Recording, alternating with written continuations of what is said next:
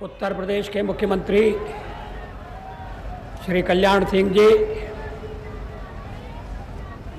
प्रदेश Bharatiya Janata party के अध्यक्ष श्री राजनाथ सिंह जी, श्री लालजी टंडन तांबे जी, इस सभा के अध्यक्ष और संचालक श्री नरेंद्र मोहन जी, बहनों और भाइयों, एक बार फिर चुनाव हमारे दरवाजे पर दस्तक दे रहा है। उसे आना तो चाहिए था 5 साल बाद, मगर बीच में ही टपक पड़ा। लोकसभा 5 साल चलनी चाहिए थी, अकाल मृत्यु हो गई।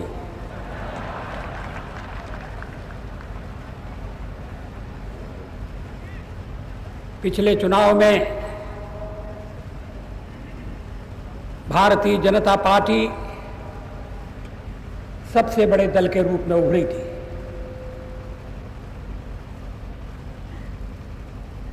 हमने कांग्रेस को भी पछाड़ दिया था, लेकिन हमें स्पष्ट बहुमत नहीं मिला था।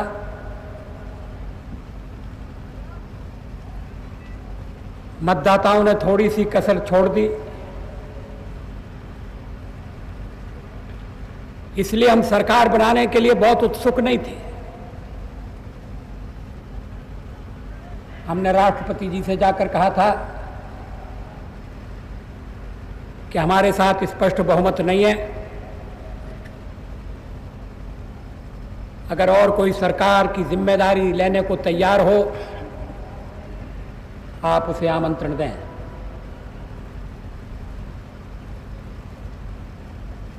राष्ट्रपति जी ने कहा कि मैंने सारी संभावनाएं देख ली हैं, आपके अलावा कोई सरकार नहीं बना सकता, कोई सरकार नहीं चला सकता।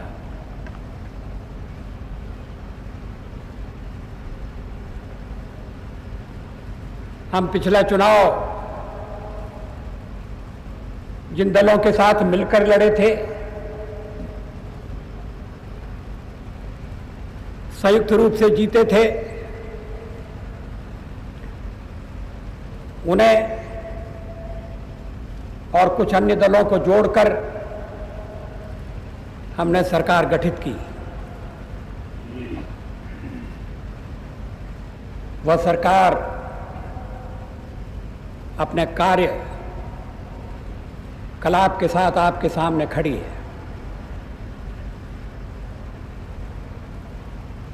जब हम सत्ता में आए, देश में एक निराशा थी।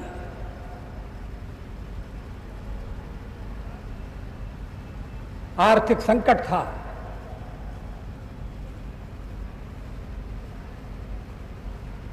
भविष्य के बारे में लोगों के मन में आशंकाएं थी। हमने जो नीतियां अपनाई और जिस ढंग से काम किया, उससे वातावरण बदला।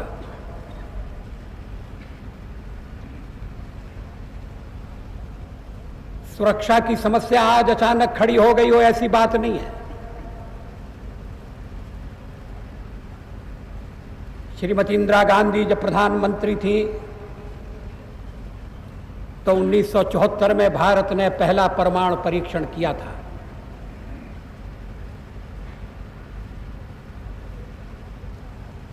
उस समय तो देश खतरों से घिरा हुआ नहीं था,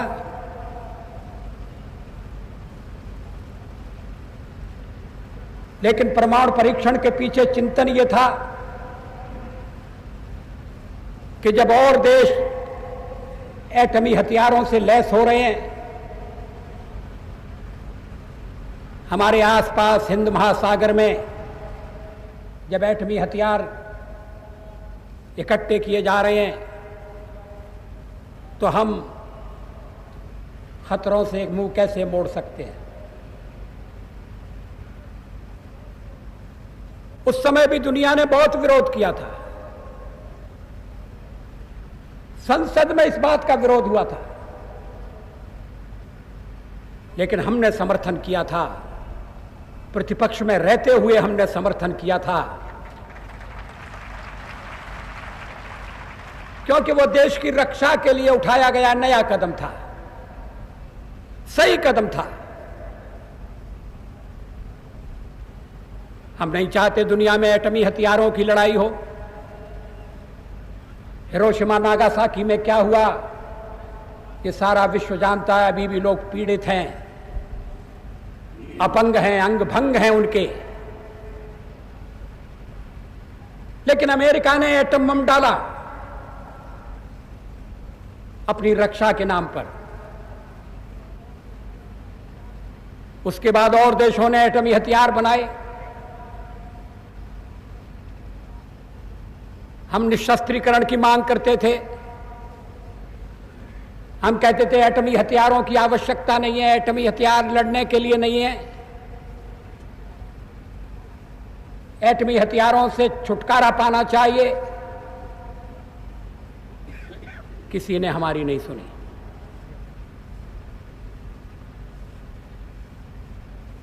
बड़े देश एटमी हथियारों के ढेर लगाते गए, अंबार खड़े करते गए, औरों को वंचित करते गए, एकाधिकार प्राप्त करने का प्रयास करते रहे। बाद में चीन एटमी शक्ति बन गया।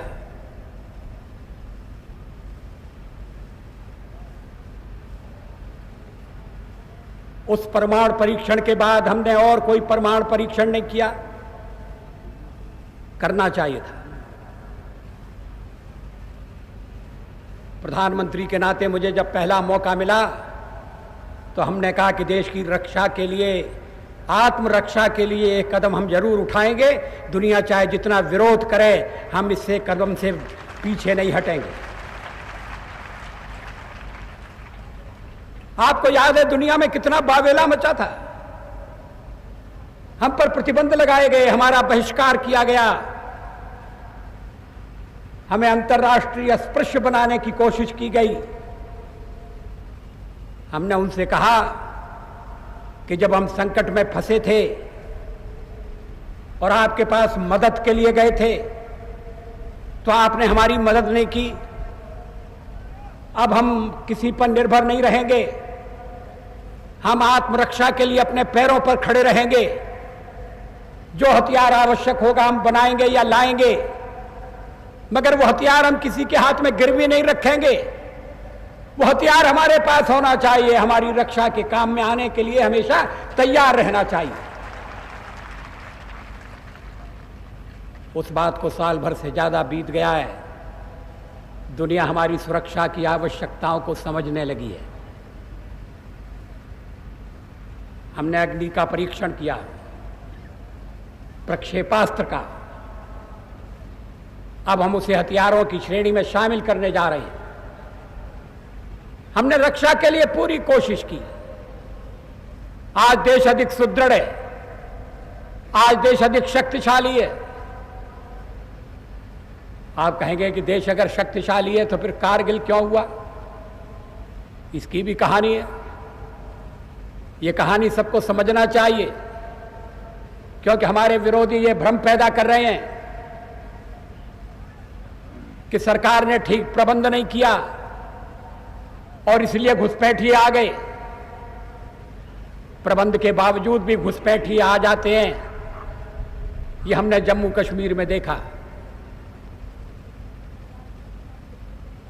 पश्चिम बंगाल की सीमा पर भी ये दृश्य हम देख रहे हैं। रोकथाम करते हैं, लेकिन अगर सीमा बहुत लंबी है तो चप्पे चप्पे पर सिपाही तैनात नहीं किया जा सकता। हम नजर रखते हैं, लेकिन नजर बचाकर अगर कोई घुस आए तो फिर उसको अपने देश में पांव नहीं जमाने देते। जब तक उसे धकेल कर बाहर नहीं निकालते तब तक हम चैन से नहीं बैठते। यही हमने किया।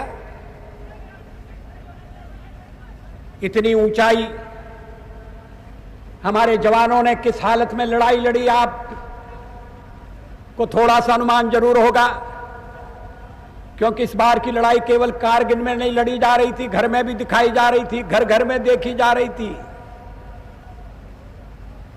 इतनी ऊंची चोटें, इतनी ऊंची चोटियां, 15,000 17,000 फीट की ऊंचाई, सांस लेने में कठिनाई, पीने के पानी की कमी, अचानक आक्रमण। लेकिन प्रशंसा की जानी चाहिए देश के बहादुर जवानों की, जिन्होंने जान पर खेलकर चोटियों पर खड़े हुए आक्रमणकारियों को नीचे लाया। उनके पास मशीन गनें थी, वो ऊंचाई पर खड़े थे, चोटियों पर खड़े थे, और हमें उन चोटियों पर कब्जा करना था, हमें वहां तिरंगा फहराना था। जवानों ने जान की बाजी लगाई, एक के बाद एक कुर्बानी दी, मगर आक्रमणकारियों को धरती पर लाने में सफलता पाई और वहां तिरंगा फहरा दिया।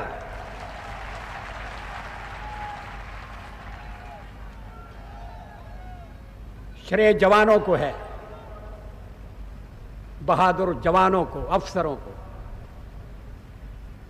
ये मेरी जीत नहीं है, ये किसी पार्टी की जीत नहीं है, ये देश की जीत है, देश के जवानों की जीत है। ये ठीक है कि हमने फैसले सही किए। जब एक बार पहले भी हमारी लड़ाई हुई थी तो सवाल आया था कि हम पैदल सेना के सहायता के लिए वायुसेना मैदान में आए न आए, या लाए न लाएं। और नई दिल्ली ने फैसला किया था कि वायुसेना लाना ठीक नहीं है, युद्ध भड़क जाएगा, लड़ाई ज्यादा फैल जाएगी। वायुसेना मैदान में नहीं उतारी गई, जवान ज्यादा संख्या में मरे, हमने जमीन खोई। इस बार जब हमने देखा कि आक्रमणकारी हमारी भूमि में पांव जमाने की कोशिश कर रहा है, तो वायुसेना को मैदान में उतारने में हमने कोई संकोच नहीं किया। पाकिस्तान हक्का बक्का रह गया, वो उम्मीद नहीं करते थे, वो समझते थे कि हिंदुस्तान में सरकार नहीं है, काम चलाऊ सरकार है, लोगों को चुनाव की चिंता है, या आपस में झगड़े करेंगे, प्रतिस्पर्धा में फंसेंगे, जहां जमीन दबा कर बैठ जाओ, कोई हटाने वाला नहीं है, कोई पूछने वाला नहीं है। हमने ऐसा नहीं होने दिया।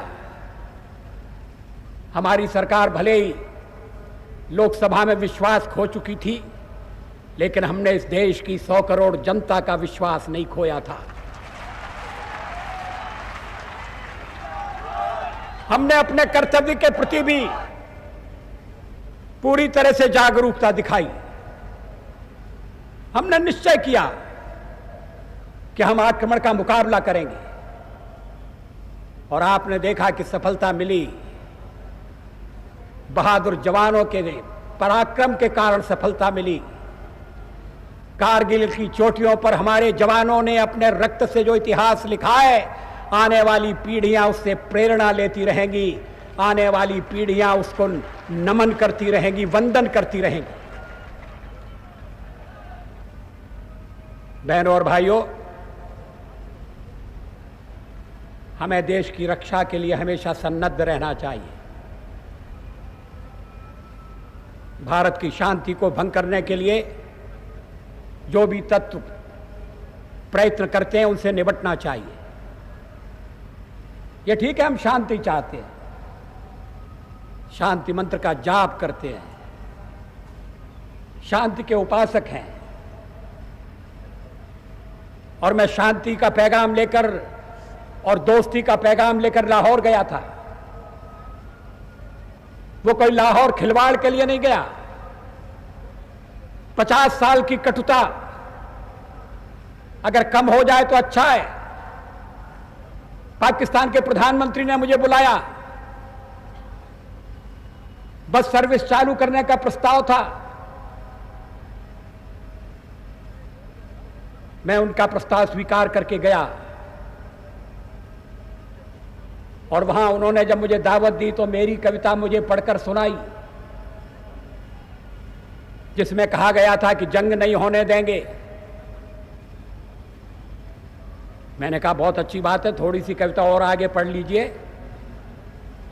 मैंने उस कविता में कहा था कि 3 बार जंग हो चुकी है, इस जंग में किसने क्या पाया।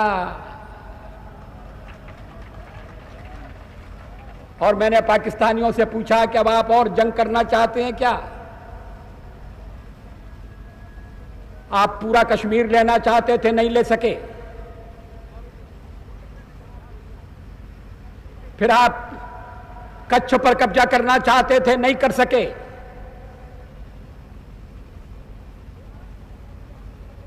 फिर आपने हमला किया बांग्लादेश के संकट के समय, उसमें भी आपको कामयाबी नहीं मिली। आपका हमला अलग रहा, बांग्लादेश हाथ से चला गया।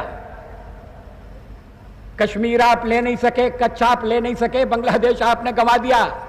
मैंने कहा अब और क्या गंवाने की तैयारी है और आप क्या खोना चाहते हैं, जरा बताइए।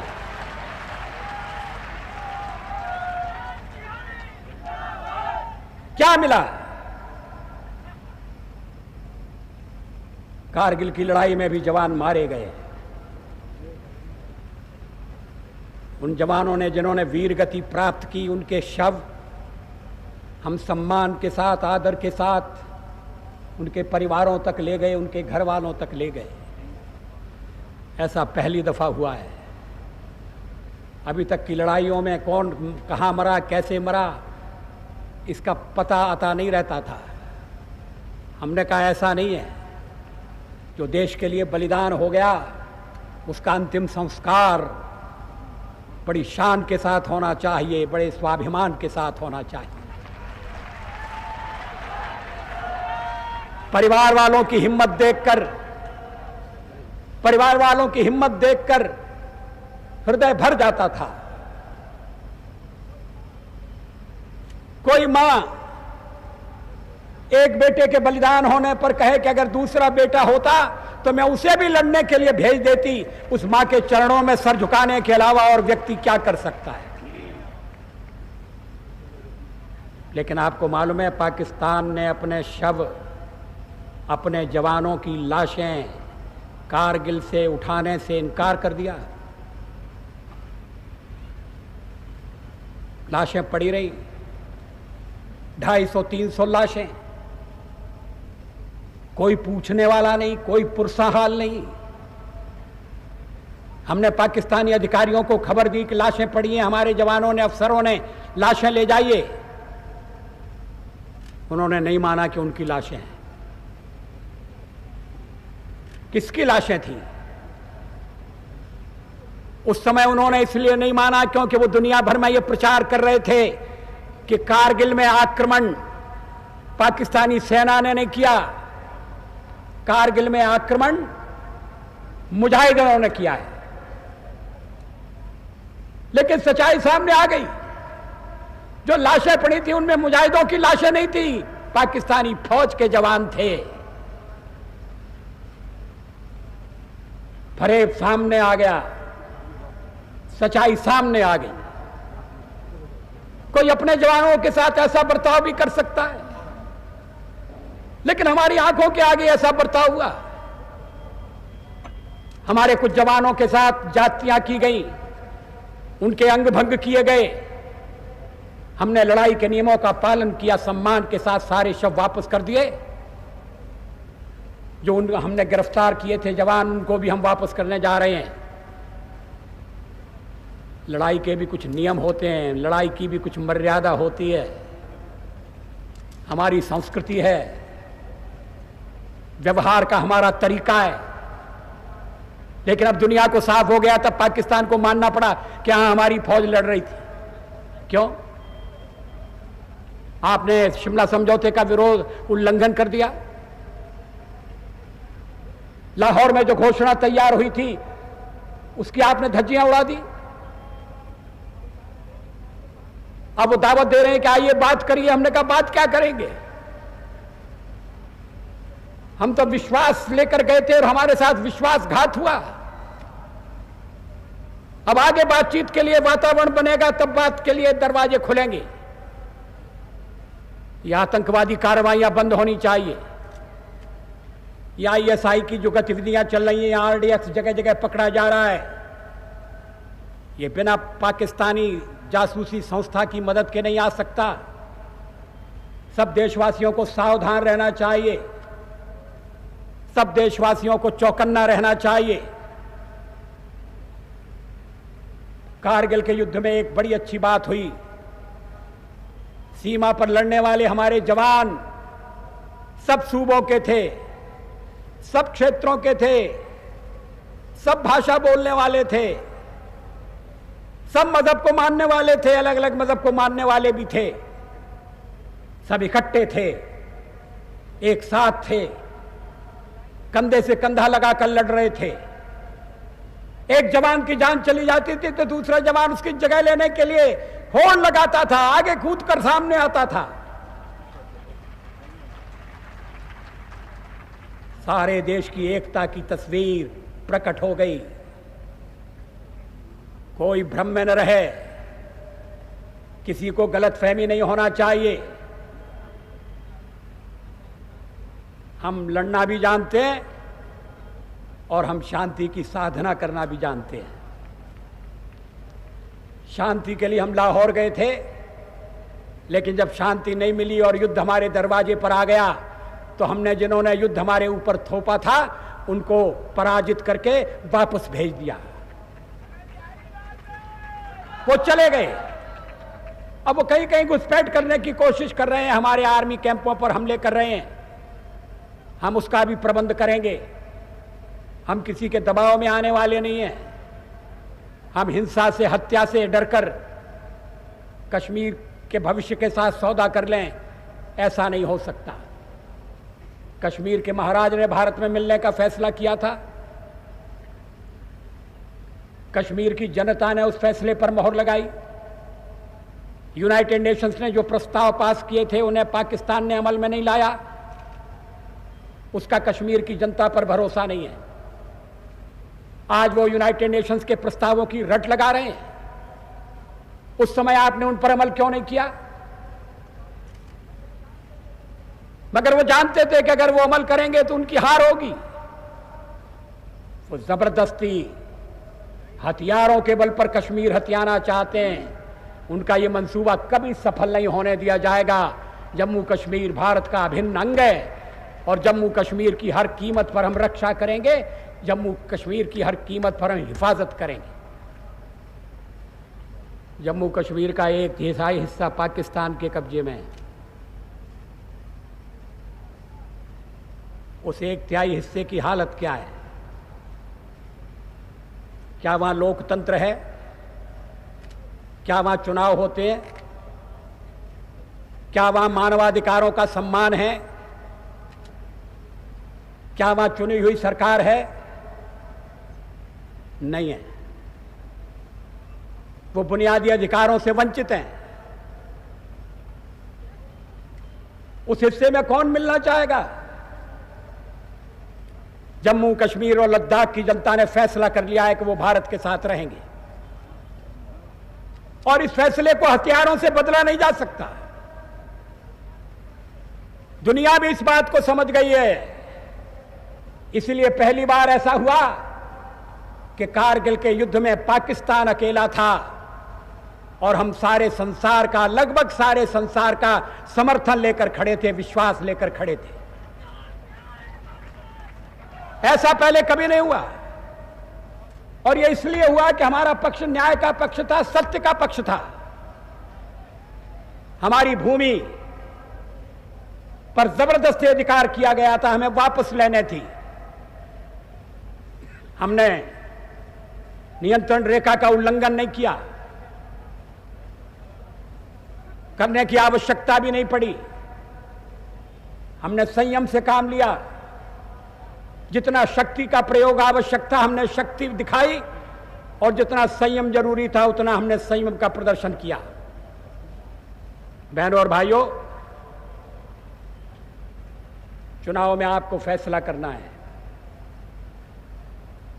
जैसा मैंने प्रारंभ में कहा कि 13 महीने का कार्यकाल आपके सामने है।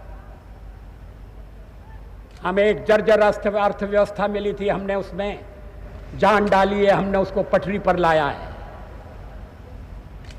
फिर से आर्थिक गतिविधि तेज हो गई है, कीमतों पर नियंत्रण है, अन्न के भंडार भरे हैं,